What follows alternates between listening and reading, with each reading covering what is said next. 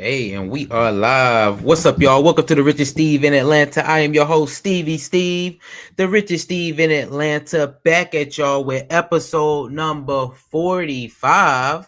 Yes, y'all, 45 weeks of consistency. But hey, on your way in the door, make sure you like, subscribe, and leave a comment. I hope everyone had a great Christmas. Hey, shouts out to everyone who spent that bag for Christmas. Shout out to everyone who went into debt for Christmas. Shout out to everyone who got all the gifts they wanted for Christmas. You feel me? Shouts out to everybody. Hey, Merry Christmas, everybody. You feel me? I hope y'all are in the Christmas spirit, or was in the Christmas spirit, because it is the day after Christmas.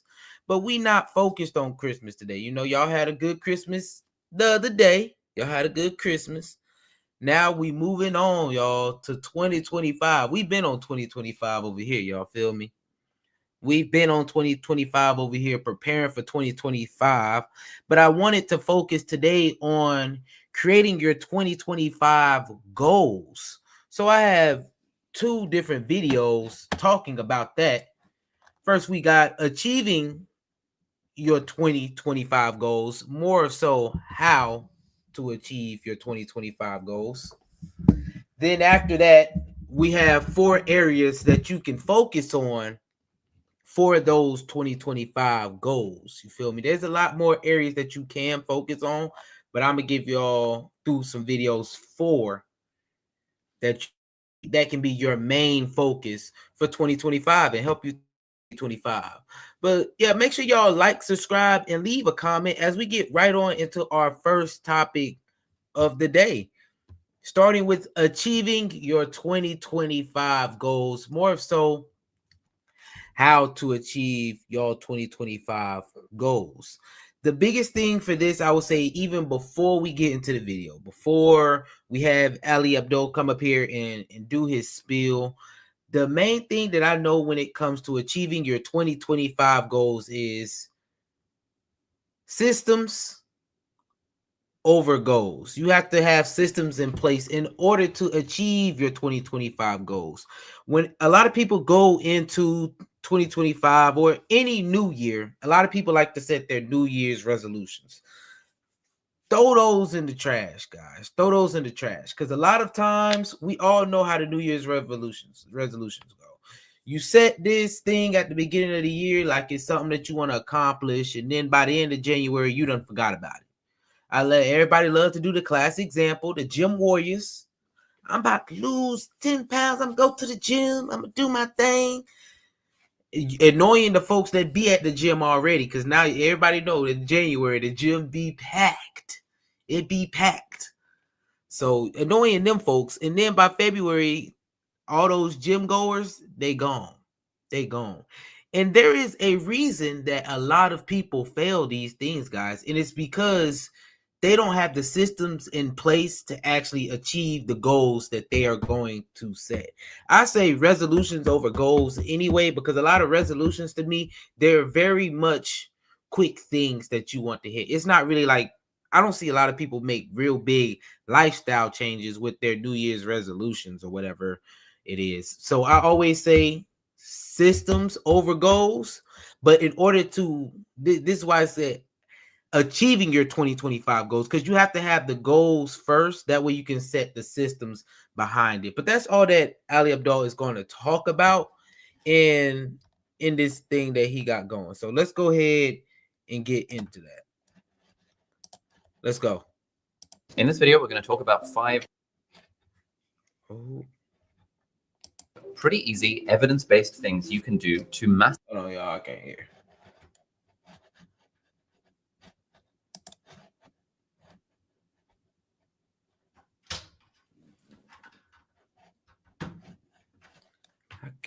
I can't hear this thing.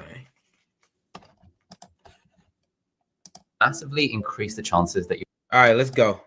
In this video, we're going to talk about 5 pretty easy evidence-based things you can do to massively increase the chances that you're actually going to achieve your goals. Now, obviously, when it comes to actually setting and achieving goals, generally the thing that separates people who do achieve their goals from the people who don't achieve their goals is the action that they're actually putting into them. But if you look at the science, there are actually these 5 relatively straightforward things you can do to stack the deck in your favor. Call them hacks, call them habits. They don't take very long, but they will massively boost your odds of actually achieving the goals. And so if you're already doing all 5 of these things, fantastic, you are winning. And if you're not doing some or any of these 5 things, then you've got some very easy wins that you can apply pretty much as soon as you finish watching this video.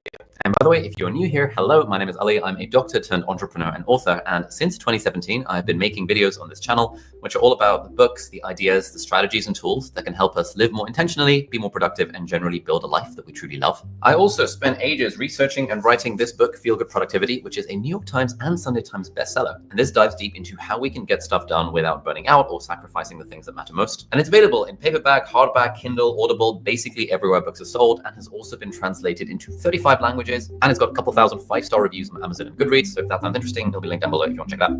All right, so let's start with point number 1. Now here I want to play you this clip from a guy called Jim Rohn. Now Jim Rohn was a multimillionaire success coach guy based in the US, but at age 25, he was completely broke, but he managed to get mentored by this business tycoon guy called Mr. Shoaff. And here he is talking about an interesting encounter with Mr. Shoaff that completely changed his life. Not long after I met Mr. Shoaff, we're having breakfast one morning. Mr. Shoaff said, Mr. Rohn, now that we've gotten acquainted, we know each other fairly well, he said, maybe one of the best ways I can help you, he said, let me see your current list of goals. Let's go over them and talk about it.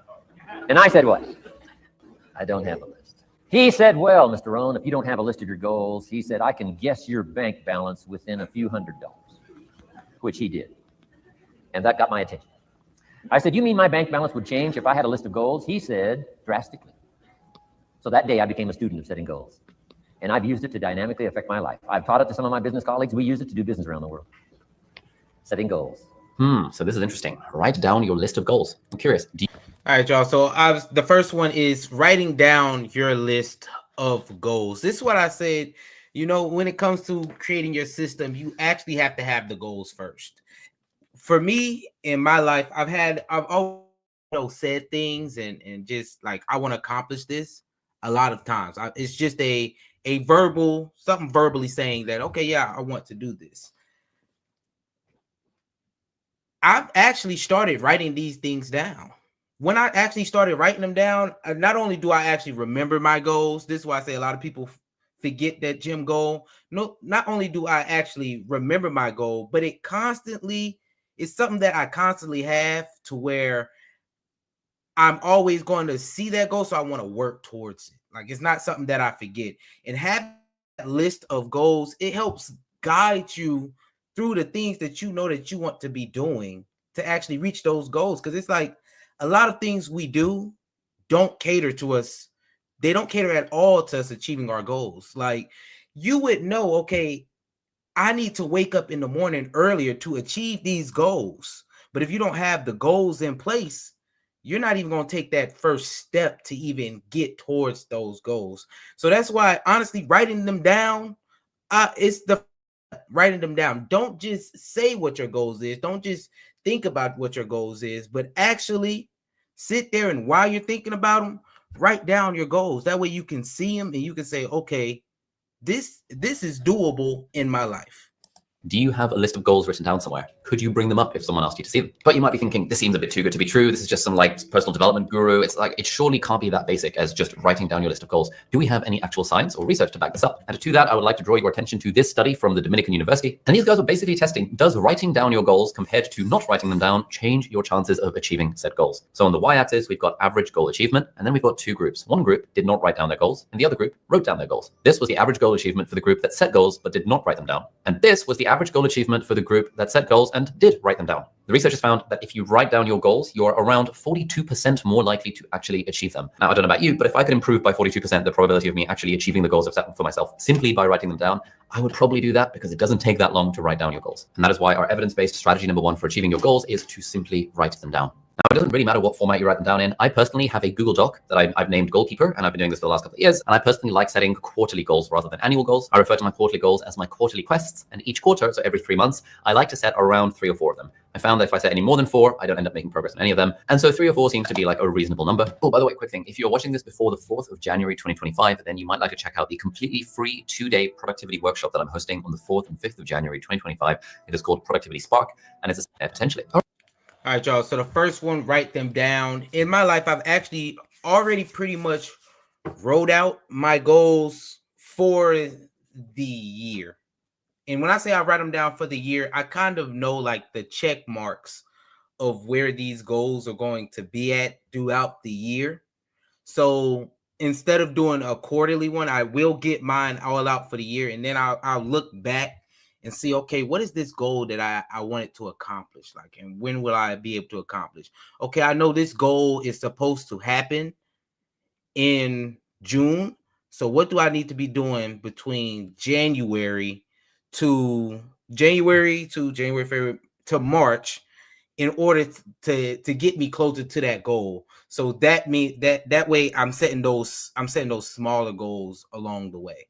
That's how I usually do mine, because I have like big goals that I want to accomplish, but of course to get there is like I need a checklist of items. So this goal, this goal, this goal, this goal, and then I can create those goals to add into like a quarterly checklist to see where I'm at on my goals throughout the year. Because I don't set just yearly goals. Like, for example, I have a goal where at just this beginning of the year, I usually do this goal where I want to do a sobriety journey, which is basically not doing any. I already don't drink a lot, but I do drink on weekends. So it's me cutting them out on the weekends. Now I'm not drinking throughout the weekend, and I'm gonna go a longer period of time of sobriety. So that's one that I actually written down, and we'll have some systems around it. So let's continue though.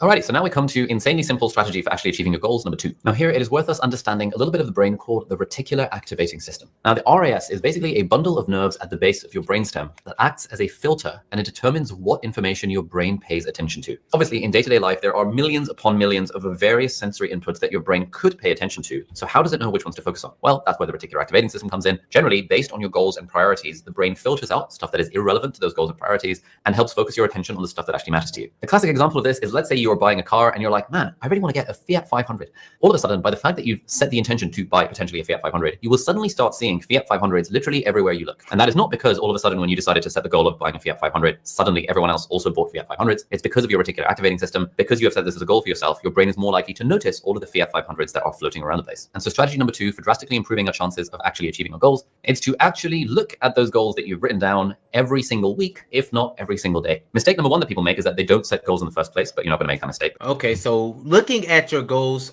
to me, the biggest thing with looking at your goals is it's a reminder, a constant reminder. Because like I said, I know I'm somebody. If I go too long without actually looking at my goals, without actually talking about my goals, they are to the wayside.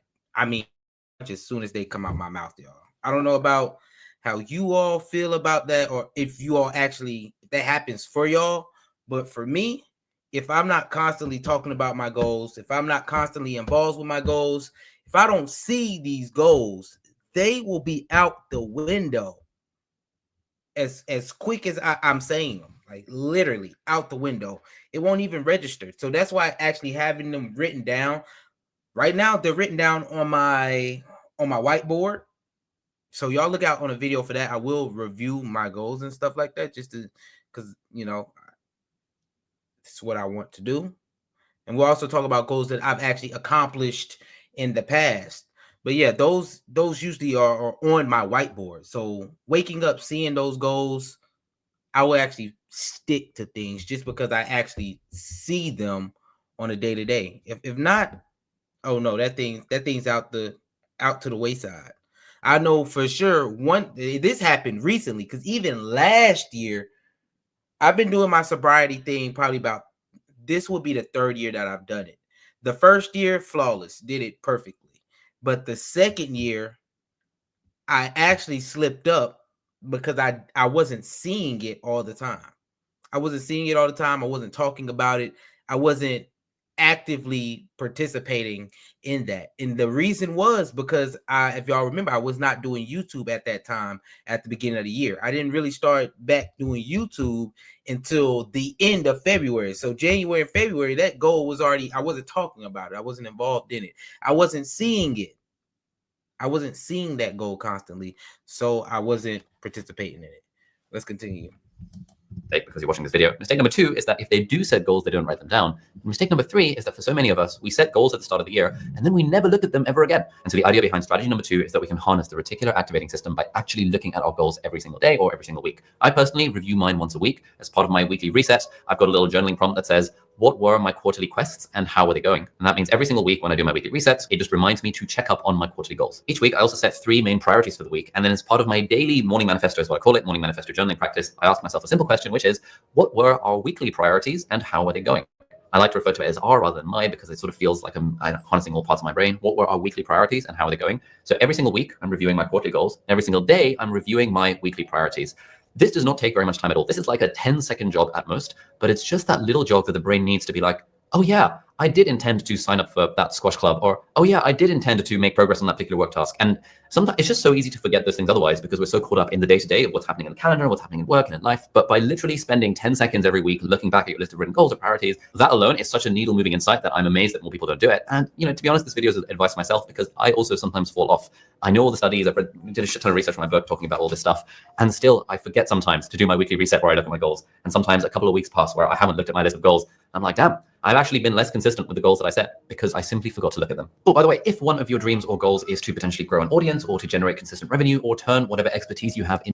All right, let's move. Yeah, like I said, though, when it comes to looking at your goals, he hit that at the end pretty good because it's just it's something to remind you about your goals and the things that you want to accomplish. It's first you write them down, then you have to keep them constant in your head. Y'all talk about your goals, talk about the things that you want to accomplish. You have to actually be actively involved in doing those things or even seeing that, okay, this is something that I want to accomplish, or you will forget about it. It's so easy to forget about these things. We all have so much that's going on in life. This may hit you, that might hit you. Curveball come and smack you right in the face. The goals will be on the wayside. You won't even think about them because you don't have them written down, and then you're not constantly looking at them or have something to remind you about what your goals are in the first place. Let's go ahead and get on to number 3. Move on to strategy number 3. And here we can cite this meta-analysis of, I think, 138 studies that covered nearly 20,000 participants. And the authors of the meta-analysis found that one simple strategy that you can use to improve your odds of goal attainment is simply to monitor your progress regularly. In my case, for example, in my weekly reset thing, I asked myself, what were my quarterly quests and how are they going?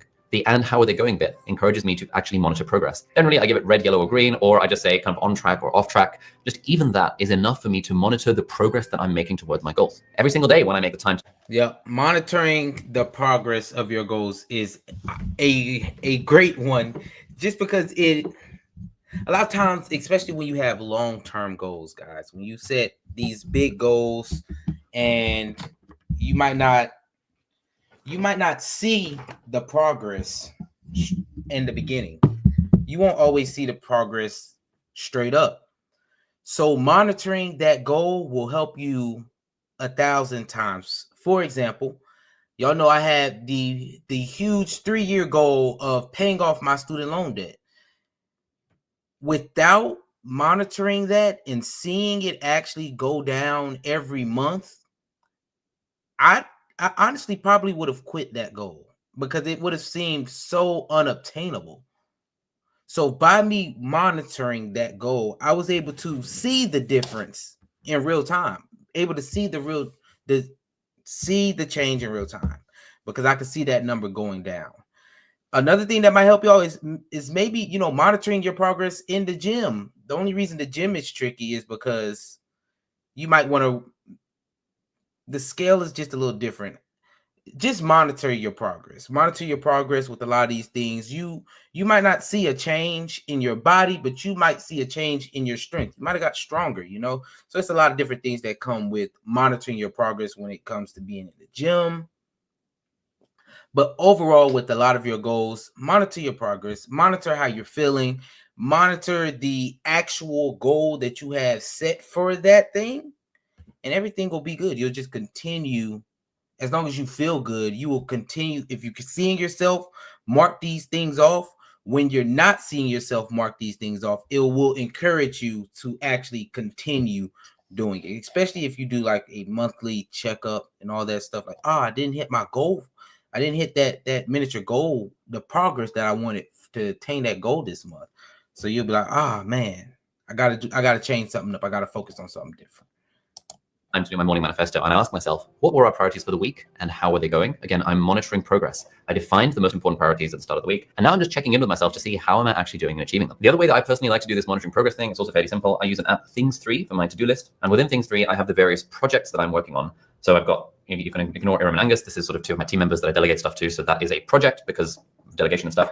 But I basically split up my project into work and life. And you can see I've got these 4 different projects under work: company relocation, life OS, mastermind, and learn AI agents. And I've got get food and autopilot because I'm sorting out like some sort of food situation for my life. These are a couple of the projects that I'm actively working on. And about once a week when I update my projects list, I will just put a little emoji of like yellow or green. Green is it is on track. Yellow is that it's sort of a bit off track, but there's a plan to get it back on track. And if it's red, it's like off track without a plan. You can also monitor your progress in any which way you like. Back when I was writing my book, Field of Productivity, I monitored progress in terms of word counts for specific chapters because that's like an easy way to make progress more visible. It also just makes it feel better as you're achieving a goal if you're able to monitor the progress, sort of like the leveling up bar in a video game. As you're killing monsters and doing the quests, you're leveling up, your experience meter is filling, and there's something very satisfying about that. But what the evidence suggests is that people who just take a small amount of time to regularly monitor the progress of their goals are significantly more likely to actually achieve them. And that is why that is point number 3, monitor your progress. Again, super easy, super simple, doesn't take very long. If you're not monitoring the progress of your goals, you are leaving a lot of free kind of goal attainment points on the table, and you just might as well start doing it because why not? All right, let's move on to monitoring your goals. It does give you like a false sense of you accomplished something, which is great when you're trying to accomplish a goal because you're already getting those little wins. It's like the little snowball method when it comes to paying off your debt. Another monitoring your progress thing that I was doing that I stopped doing, and I noticed it did affect me, was when I was reading books. Y'all know I used to try to read 1 book a month. I used to actually monitor those things. Like I used to look at them weekly and then monitor how far I am within that book, if I actually completed a book. And then once I completed a book, I would give it like a rating.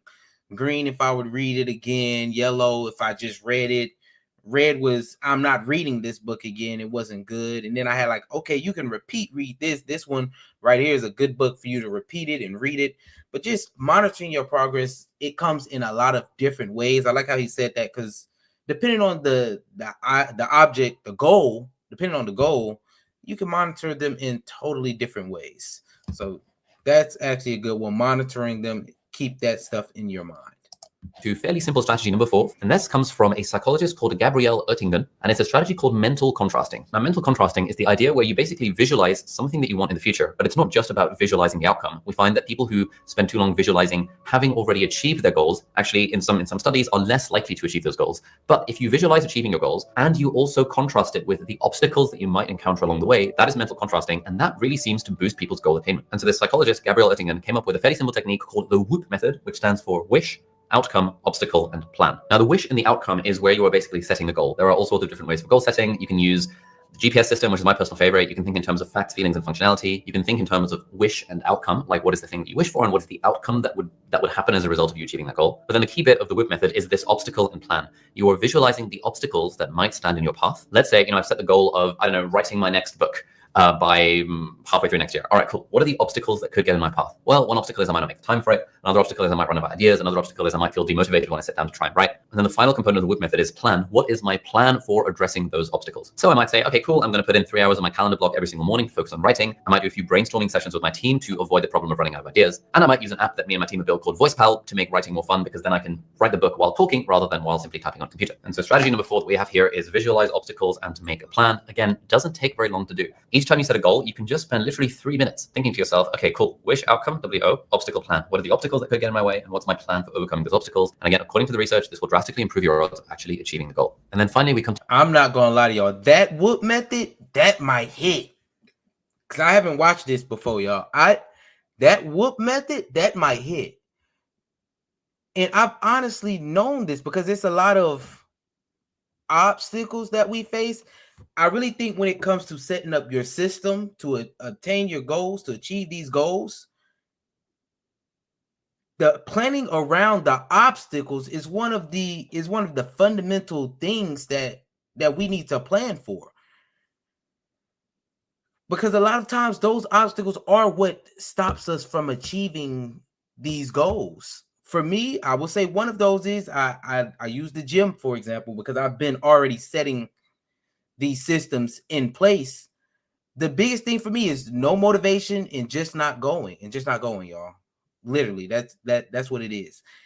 And since I've been home, because my schedule has been messed up and all that stuff, I have not been to the gym because I have so much other stuff going on that it's messed up my schedule, and my system for going to the gym has been messed up. But even on that, my whole thing has been just go. A lot of times when I don't feel like going, just go walk, go do that. But the system I had in place for the obstacles of not going to the gym was literally, I had a time. Okay, I'm gonna go after work. That's when I'm gonna go. And then when I don't feel like going, just go and walk. That way I get used to being in the gym, and I just want to be in the gym. I stay in the gym. That's all I'm gonna do is be at the gym. So now I'm used to being at the gym. I'm used to going at that time anyway. Even when I'm tired, I know I can just take a walk and do something lazy. And then usually when I get in there, I do the workout that I was planning on doing anyway. That's one thing that happens with that. But I might have to put that into a lot of my other goals. Think about the obstacles that are going to hit me, and then plan around those in the beginning. That way they don't even affect me in the least. Okay, we got something else to add. Let's go. Come to fairly easy strategy number 5, and that is to tie them to an identity. Now, the classic example of this is that there was a study where they looked at voting. So for some of the people in the study, they asked, will you vote in this election? And for the other half, they asked, will you be a voter in this election? And they found that the people who were asked the question of, will you be a voter, were way more likely to vote than the people who were simply asked, will you vote? Will you vote is an action. Will you be a voter is an identity. So the key thing here is, wherever possible, when you've got your goals, you want to just sort of spend an extra 20 seconds to tie them to an identity. For example, one of my goals is to reduce my visceral abdominal tissue because, genetics and stuff, and I want to live longer and healthier, and I've been reading Outlive by Peter Attia. Now, setting the goal of improving my bench press or reducing my visceral adipose tissue or all that kind of stuff is all well and good.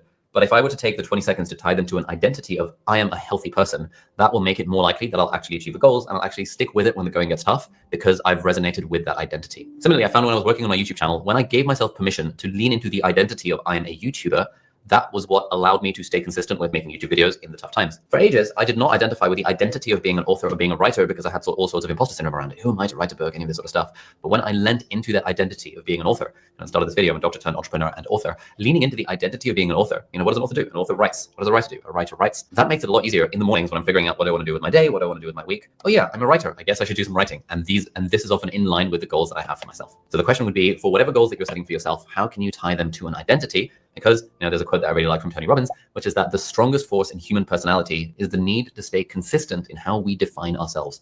If you label, and hey, I'm gonna let that part end right there. Tie your goals to your identity. Who are you, guys? Who are you is the main thing with that. Who are you? I don't know what book this was in. It had to be Atomic Habits. It had to be Atomic Habits, where this was the first time that I seen that to be able to achieve your goals or to actually get a habit to stick is to actually become that person. Make that person be your identity. A lot of people's identity is, I'm a smoker. So what do they do, guys? What do smokers do? They smoke every day. I'm a drinker. What do drinkers do? They have competitions to see who can drink the most, So a lot of these things that we tie our identity to, there are a lot of negatives, but if you were to tie them in the positive, you would be good. For example, I am a YouTuber, guys. I am a content creation. I create so much content. It's ridiculous. And I'll create content for nobody. If nobody watched this today, it will be content still made by me because I attach to being this identity. I attach to being somebody who puts out content on many fronts. Heartfelt conversations where we just talk about the things that are happening now, relationships, fun. We have a good time. Put content out on that. Vlogging, I put content on that at least monthly. Self-development. Besides all those other categories, I am a content creator. So I create content, and that's what I do. It's not just that, it's an identity that I picked up. It's actually something that I do. So I would avidly call myself a YouTuber, or not just a content creator, because I create content generally. That's what I do. I create content. TikTok, Instagram, YouTube. I do them all, and they all have their different quirks and their different things to do, but I enjoy them all. So I would categorize myself as a content creator, as a YouTuber, and that's the identity that I decided to pick up. But what identity will you be? I know people, they are gymmers. They are gym bros. My brother, he's a gym bro. What does he do? He goes to that gym. I'm telling you, once things become a part of your identity, you might be a runner. Now you run. And like I said, we can even go to the negative one: smoking, drinking. You're a gambler. That's part of your identity, and you're gonna go gamble. So if you have to switch these things into the good side, you might be a Christian, you might be a Muslim. Those are your identity, and those things stick to you. And you actually, when things become your identity, a lot of times it sticks to you. That's who you are. So a lot of those things become the habits that you employ, that you show off for the world. Hey, y'all, but those are pretty much 5 that will help you along this way. I want to mention them one more time. 1 second. First, you got to write them down. Write down your goals. 2, I need you looking at your goals, guys, weekly, monthly. Periodically look at these goals so that you have a reminder of them, and also 3, monitor them at the same time.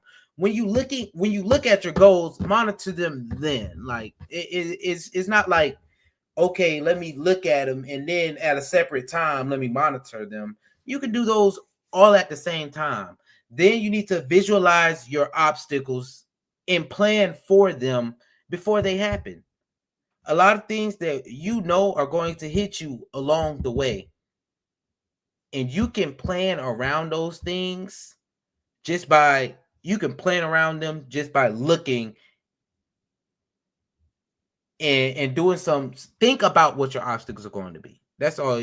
By thinking about what the obstacle is going to be, you know yourself more than everybody. You know if you lazy. You know that if you love sweets and you trying to lose weight at the gym, one of your obstacles is going to be buying the Debbie cakes at the store. So you know that one of your obstacles is them Debbie cakes. You need to leave them get Debbie cakes out of your buggy, out of your pantry closet, because you already know it's gonna happen at night when you sitting there. You're gonna start thinking about that Debbie cake. You're gonna start thinking about that honey bun, that cosmic brownie, that pin roll. Keep them out of your pantry closet, y'all, because that's an obstacle that's gonna hit you. Yeah, it's not gonna hit y'all. That's gonna hit Steve. That's what that I use. I know if I had some sweets in there, I'm gonna tear them up. Y'all, I got some sweet potato pie in the fridge right now. I might need to throw some of them out, because if not, I'm gonna eat every single piece I got. They personal, y'all. I'm gonna tell y'all, I got 8 of them things. 8 little personal pies, bro. I might have to throw some of them out, because if not, I'm gonna eat one a day. I'm gonna eat one a day. I ain't ate my one for today, but trust and believe that thing will get smacked on. It will get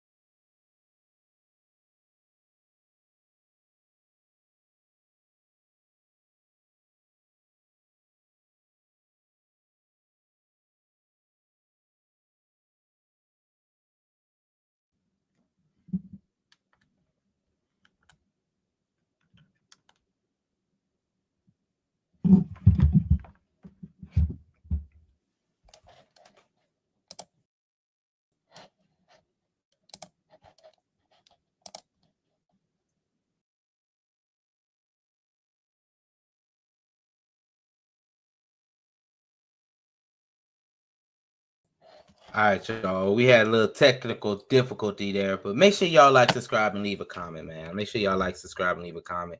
As we go ahead and move on to our next topic of the day, 4 areas of focus for your 2025 goals. I know a lot of people, where do I start? Like, I know I got these goals. Where do I start? Like, I don't even know what to think about. What areas can I focus in for my goals? And I know this because y'all, I honestly, I was thinking, like, where am I going to start? So I had 4 areas from watching this video that encouraged me to focus on. And that is an area of focusing on my body, fitness, my money, my finances, my mindset. So that's self-improvement things and all those, that jazz. And then on spirit. So that's spirituality, religion, things like that. Because yeah, that's something that I want to focus on in 2025. But let's go ahead and get at this video and we'll talk about some of these things along the way. Let's get it.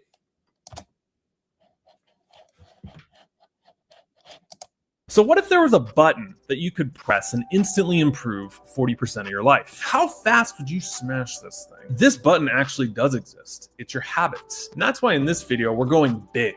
Because you've heard the usual advice, drink more water, get up early, and that can help. But I want to talk about the 4 key areas of your life: mind, body, spirits, and money, and give you my favorite personal habit that made the biggest improvement for each. Let's go. This one literally scares me out of my seat. So the Mayo Clinic analyzed 13 different studies on physical activity. They found that if you sit more than 8 hours a day with no physical activity, have the same risk factors as those who are obese or smoke. To my understanding, it's not necessarily the hours you move, but it's the hours you're out of your seats that matter. And so 2 things that I did, if you want to copy it, go for it. The first, I got a walking pad. It's what I'm on right now. I absolutely love this thing. I am beating myself up. I didn't buy it sooner, mostly because it's 115 in Arizona right now. If I go walking outside, I will come back looking like a dehydrated tomato. But also, I'm getting 10,000 steps daily watching my favorite show, Survivor. Seeing the triple idol play, backstab, blindside while I'm getting 12,000 steps. If you want this exact walking pad, I love it. I'll link it down below where I got it on Amazon. Nothing kills the vibe more than things that look like exercise equipment. So I love the wood grain on this one. The second is a standing desk. When I compare the days that I stand more versus the days that I don't, it's amazing how much more productive and how much I feel better on the days where I am standing for a couple hours. I try to have a rule that if I work 8 hours a day, half the day I'm standing up for it. Finding movement that doesn't feel like work or you have a ton of resistance towards, I think that's the best tip to reduce the sedentary lifestyle. All right, y'all. Your body, yaddy, yaddy. Your body, yaddy, yaddy. It's definitely something that your body is definitely important, y'all. Let's be real. Fitness is important. This is coming from somebody who I've pretty much been fit a lot of my life. Since I started getting active, probably I would say about 7th grade, I've pretty much been fit. However, recently, I would say within the past year and a half, that changed for me. I haven't really been, my body hasn't really been in top shape. What I like to call a money belly. That's just, I can eat good because I got the money to afford to eat good. So I'm always eating good, eating my whole meal, had a money belly. So body to me is definitely something that is important and of top importance for me.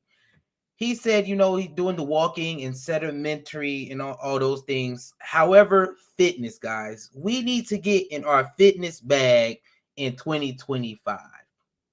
It is of more importance than anything that you at least look good. You might not have all the money in the world. You might not have a lot of things, but if you look good, at least we know that you have the discipline to do something in your life. And it's not only with working out or going to the gym, guys. We need to eat better as well. We need to watch what we're actually putting in our bodies. Drinking only soda and not drinking your water or not eating vegetables. I think I'm 26, y'all. At this grown age, I think that's unacceptable. It's unacceptable. I tell folks, grow your taste buds, my boy, because that is ridiculous. You telling me you can't eat vegetables because you don't like them? You eat like you a little toddler, some little kid. But body to me is very important. And I've honestly made, because I've been focused on money, y'all. You know, I focus so much on money and all those things. I've let this part slip. That part has slipped. It's been very important for me. Even over these holidays, I haven't been on my stuff 100% like I normally have been with my system that I have set in place. Because I've been on the road so much, I have like a road system where everything kind of is the same if I'm on the road. But when I come back home, it gets messed up because I'm doing so many other things that really don't align with the system that I had set in place. But I say all that just to say we need to make sure that in your goals for 2025, you have something physical, something that has to do with your body, a goal set for you in place. And in another video, I will be telling y'all what goal I have for that. Because y'all, you don't want to, it's easier now if you're young. It's easier now. Even I think it's easier to start now than it is to start down the road. I'm telling you, it's easier to start today. I don't care how you look, how you feel. It will be easier to start today than it will be to start a year from now, 2 years, 5 years from now. You're only getting older. You're only getting more out of shape as you go. So in 2025, make sure that you're focusing on your body, guys. It is of in very high importance that you focus on your body. You want to be healthy. You want to be able to live a long and prosperous life. Let's go ahead and continue with this video, though. It breaks my heart because a lot of people have the belief, well, I can't invest money because I don't have money. And that seems true, but it's completely backwards. We often don't have money because we're not investing. Now, this is not official financial advice. I'm not qualified to give that. Everyone on YouTube is, chances are, not qualified to give that. So check with a professional. But what we're talking about here is extremely conservative, okay? And this principle is the biggest piece of financial knowledge that if you develop will make you tons of money. This is the core principle of compounding here and starting early with what you got. If you put $100 in every month for 30 years at 10% return, that's going to be $206,000. Your principal invested $36,000, your interest gained $170,000. And that's just $100 a month. That's $1,200 a year. We probably spend that on one-click Amazon purchases, like my habit button here. To be clear, I'm not saying you have to penny pinch your way through life. What I am saying is starting early, you can take advantage of compounding. There's this big debate between get rich quick, like build a business, get into crypto, do NFTs, or whatever the latest thing is, and then more conservative approaches, which get labeled get rich slow. Young people think they have to do either or. My solution has always been to do both. I can't tell you how many entrepreneurs I've seen behind the scenes where they have 8 years of great growth. They think it's going to last forever. And then boom, out of nowhere, they get sick or business shuts down. It's not as good anymore. And they don't have a safety net to fall back on. I know finances can be really intimidating, so I'll link right here a perfect follow-up if you're interested in this and going deeper. All right, y'all. Number 2 was money. One of the second places that you need to focus on when it comes to setting goals in your life is money, guys. Make sure that you are focusing on setting monetary goals, financial goals, whether it's learning about finances or actually getting involved in these things. Because getting involved is even more important than just learning them. Because like I say, it takes a long time to learn these things. These things are not learned tomorrow. You cannot learn money management tomorrow. I don't care what nobody say. I know nobody who's gotten into something and learned it off the back of their hand and they're already picking it up and they're doing great. Maybe there is a generational talent who does that. But for the majority of us, guys, it's going to take time with it. And if you don't get involved and start today, you will be behind. You will be behind by a lot. So it's of most importance that you have a monetary goal for 2025. Of course, y'all, I've had my big monetary goal for some years now, paying off my student loan debt. Maybe yours is paying off some debt that you have. Get your car payment out the way so that you can start focusing on this. Maybe yours is saving up saving up some money so that you can actually take a nice trip for yourself this year, or saving up some money because your kid's about to go off and they need a car or something, you know. Monetary goal, it will help you have some financial discipline, which we all need. We all kind of spend a little bit out of our class and out of our wage. So having it just naturally happens. As soon as you get more, you want to spend more. Or not even that you want to spend more, you can spend more, so you will spend more. That's a lot of times how that happens. So without the financial discipline that it comes from setting financial goals, monetary goals, and hitting those, you'll never progress in that, and you will always be behind when it comes to money. And I did like where he was talking about the compound interest. If you do put your money into the market and you just do like a regular simple ETF, a lot of 10% returns or whatever, not over 10 years, you see how much money you could make just by participating at a base simple level. And maybe, who knows, just by you participating in that base simple level over the years, you will get more advanced, you will get more strategic, you will have more plays that you can play with that, just because you've been involved with it so long. But you need to start today with learning all the monetary wisdom that's out there. Start today, make that one of your goals for 2025, guys. If you don't have any money goals for 2025, I don't know. You're going to get left behind. So get with it. Let's go. I read somewhere that the average person checks their phone 96 times a day. Look, I love shorts as much as the next person, but there is something I've noticed the last 4 years since they came out, to where if I'm using it a bunch, I feel more scattered. I don't feel as locked in and present. And I didn't have that when I consumed a lot of long form content. I had a point where I couldn't even take a shit without my phone. It was so bad. Just keeping it real. I think of those dystopian cartoons where someone's eyes are peeled open and they're just watching a screen flash in front of them. A term I love is brain rot. The opposite of being overstimulated is being understimulated. So things like meditation, breath work, sitting and staring at a wall. I know that sounds crazy and painful, but I had to ask myself, why is that painful? Why can't I just be okay with myself? Why do I have to cram every spare minute before I'm waiting for an improv class to start with more social media content? If you want to go hardcore mode on this, I use something called Brick. And this is a product I haven't seen anyone talk about, but I absolutely love this thing. To reclaim your mental headspace is this habit. Okay, y'all. Your mind is definitely something that y'all need to focus on. You need to be developing your mind. You need to be learning this year. Learn something new in 2025.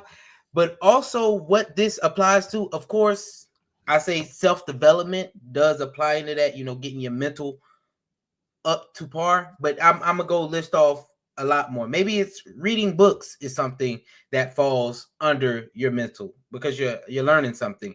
Maybe therapy is for you. Detoxing from the several vices that we all have. Your phone, pornography, liquor, weed, it clears your mind. Clearing your mind, being in a state of not being intoxicated, not being influenced by these spirits. Y'all know liquor is called spirits because you act like somebody new. You act like somebody new. You act like somebody you're not. It's like you got took over by a spirit. That's where that come from, y'all. Y'all know back in the day, you think somebody drinking liquor, you took over by the devil. That's it. That's what that say. that's what they go, because you're not acting like yourself. Somebody else that took over your body. Anyway, guys. Make sure you're focusing on something that will mentally challenge you. Maybe you mentally need to clear your mind, guys. I know that for me, sobriety journey, that's always a good one to do. That's always a good one to do, especially if you drink, if you smoke, take you a detox. Hey, if you gooning all the time, if you're a super gooner, go ahead and lay off of that for a little while. Clear your mind of always being sexualized, of being always sexually stimulated, Clear your mind from that. Clear your mind, guys. Gain a new skill, learn something, do something mentally challenging that will challenge your mind. It's It's very important in your growth as a person, because you don't want to be the same person that you were in 2024 leaving 2025. Set them goals for that, y'all. And last but not least, on the goal one is your spirit, y'all. This is the one I need. So let's go ahead and let's get through it.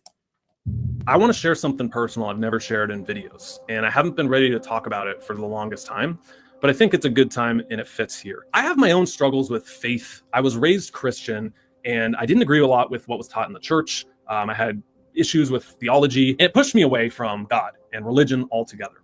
And so in my 20s, I got into spirituality, New Age. And at the start, it was amazing. There were no rules. You could kind of pick and choose what you wanted to believe, what sounded good, what felt true. But the deeper I got into spirituality, I was left with this emptiness, that it was extremely isolating and it felt very selfish. I don't mean selfish as in, you're a jerk to people and you're hoarding resources. I mean self-centeredness, that it was all about you. It was the universe wants to manifest through you. It wants you to have a nice car. It wants you to have millions of dollars. And then I saw people deeper than I was on the spiritual path, and they seemed way more lost than others. They seemed deeply unhappy behind the scenes when I'd hang out with them at masterminds, or their life and family was a wreck, or they didn't have a family and it was extremely isolating. I started to see values in traditional teachings like religion and Christianity, the nuclear family, raising good kids. For the first time in a decade, I started praying. I said, God, use me. God, use me. I didn't know what it meant. I just said it over and over and over again. And I would sit down on my meditation cushion and I would pray to Jesus. And I felt waves of emotions. I started tearing up. I got chills down my spine. I started reading. I went out and bought my first Bible in 20 years, started opening it up and reading the Gospels every day. And to be fully honest, I don't know what I'd consider myself. I think I'm still searching, but I'm pursuing a path with spirituality that feels like it's something bigger than me. I don't believe that we're all these 180-pound meat bags walking around for 80 years, ordering Uber Eats, watching football games, drinking beer, and then we die. That's it. I think we're infinite spiritual beings who get a temporary human experience. I'm putting this in here because developing your own faith, going deeper with what you believe, connecting to something bigger than yourself, that I know is a game changer from personal experience and has been the journey I've been on all year. If you want 11 questions. Hey, y'all. Hey, when it comes to spirit, y'all, the reason I said I don't know if y'all noticed, but I was sitting there, I was kind of rocking. That's because that is something that I know, some aspect of my life that I need to get together with. And I haven't been able to figure it out why. Not just why or how. I've been trying, y'all, like reading different books of the Bible and trying to connect to them, but they haven't stuck. And I'm somebody, I kind of have the same story that he has, as in grew up Christian, and then you go through this whole wave of, I've seen so much wrong in the Christian church. Yes, I've seen wrong. I don't need to explain what it was, but it's a lot of contradicting by Christians for it. So I was like, this is, it's a little bit hypocritical, y'all. It's a little hypocritical. Like it teaches this, but I see the people who live through it, they don't live through that. And I think I just need to find my own story. So I did go to New Age, a lot of the what they horoscopes and all that. Like I know all the zodiacs and all that stuff, it's numerology and all that stuff. I've connected to those things. But like he said, there is still some emptiness to them. Like, yeah, I see where they connect, but it's still like, it's nothing serious to me about those things. A lot of those things are all fun and games. And I don't think that those things all the way define me. Like, it's fun to say, oh, I'm a Taurus, I'm stubborn. It's fun to say that. But in the end, I don't think those apply to me, as in I'm not a monolith. Everybody's not a monolith. I'm not just that. Like, you can't read this passage about what a Taurus is and tell me who Steve is at all. So in that, I've actually been trying to connect back to my Christianity core, but I've been struggling. So in 2025, my goal is to try to connect back to my Christianity roots and just try to get with it. I don't know how I'm gonna do it, guys. I'm not gonna lie. I don't know how I'm gonna do it. And that's why that's what I've been trying to focus on right now. That's a big focus for me. A lot of the other stuff I have written down, very much in my control. I very much can control those. I very much know the system to have in place for that. But when it comes to the spirituality part, yeah, lost as all get out. So we'll see how that goes for me. That's the big part. But yeah, if y'all have enjoyed this, like, subscribe, and leave a comment. The 4 areas that you need to focus on, guys. These are just the basics. I'm gonna give them to you one more time. Your fitness, your body. Fitness and body is the same thing. Your body's temple. Then focus on your money. Your financially set some goals. Then your mind. That is clearing your mind, gaining some knowledge, things like that. And last but not least, your spirituality, connect with something more than you. With that, make sure y'all like, subscribe, and leave a comment, y'all. That is our last topic of the day. Y'all been up to a lot. I hope y'all had a great Christmas. We're coming up to this New Year's. Hey, it's prime time coming up with those New Year's resolutions, y'all. I don't like setting New Year's resolutions. Set up those New Year goals. So let's go ahead and make sure y'all own that, because come next week, the beginning of the year starts. So a whole start of a new journey is beginning. I'm done with my winter arc, y'all. I'm done with my winter arc. I give my winter arc an 8. I'm not gonna lie to y'all. I give my winter arc an 8 because I was able to double down in a lot of the places that I didn't think I could. I'm not gonna lie to y'all. I was going downhill with my fitness before that winter arc started. I was definitely struggling with my job. I was not definitely struggling with my job. I just needed to double down on my job, and I feel like that was real good for me.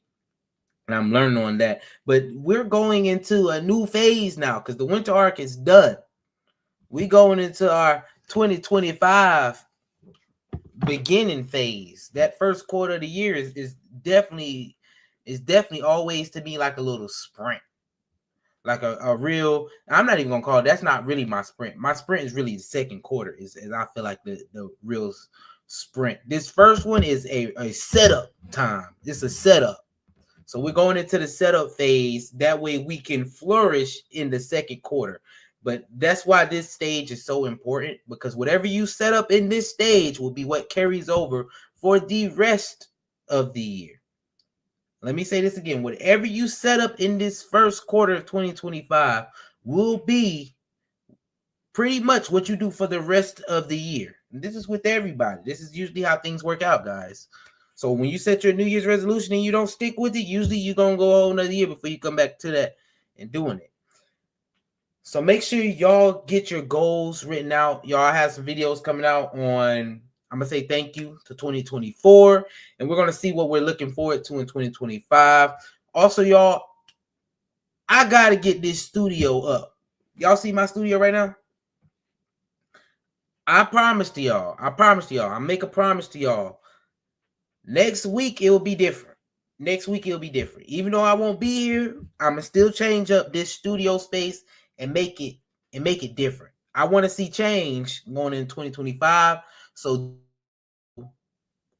will be changed by 2025. That's my word, y'all. And if I don't, you can hold me accountable and unsubscribe. That's what I'm here now.